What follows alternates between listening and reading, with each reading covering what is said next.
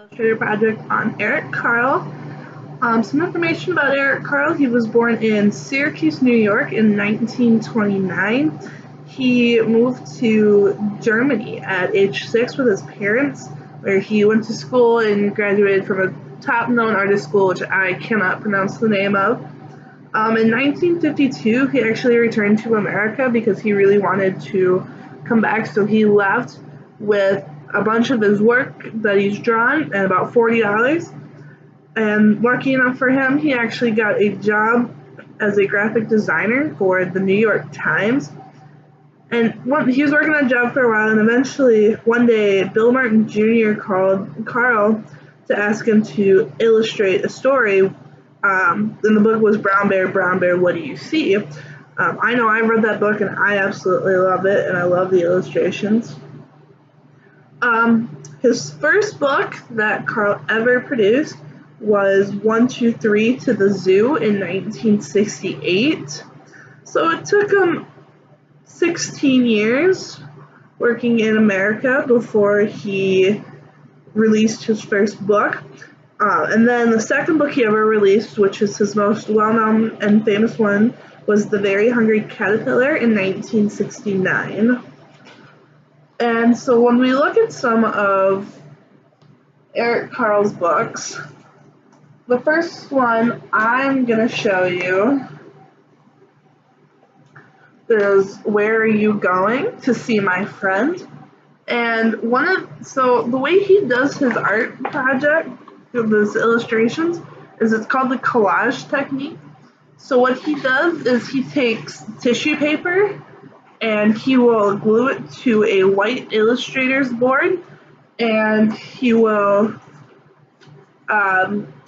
use brushes to splatter acrylic paints on it, which is how he comes up with some of these nice colors in it. The way he makes his shapes is he takes the tissue paper and he tears it and cuts it into the shape needed, like this flower here.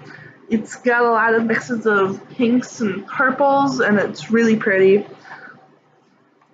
Another one of the color, so like I said, the color comes from him using the brushes to splatter and finger paint the acrylic paint onto the tissue paper. The same goes with line for the shape. So his lines are created by tearing and cutting the tissue paper. Another one of his books, this one actually has 3 books in it, but my favorite one has got to be the last one, which would be called The Tiny Seed. It starts here. And I would actually use this story as one of my curriculums, because what I would do is I would buy some seeds for my students, and I would lay all the seeds out. I think I would get sunflower seeds, and I would lay them all out and have a student pick their seed, whichever one they wanted, and we would see which of the flowers grew the tallest. So this is the tiny seed right here, and this is one of the other seeds that grew nice and tall. But as you can see towards the end of the book, the tiny seed grows into a nice, big, gigantic flower.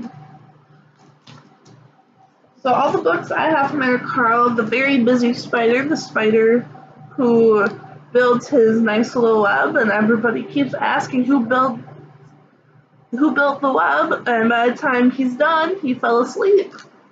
The Very Quiet Cricket, another element he uses is sound. So I believe it's in the back of the book, you can hear it. It's not very loud, but the cricket finally had made some noise by the end of the book. Where Are You Going? To See My Friend? I talked about this one. And the other one is The Very Lonely Firefly. That one, he uses an element of light in it. Unfortunately, the lights don't actually work in it, but it's another really cool one. And then the last one, like I said, has all 3 of them.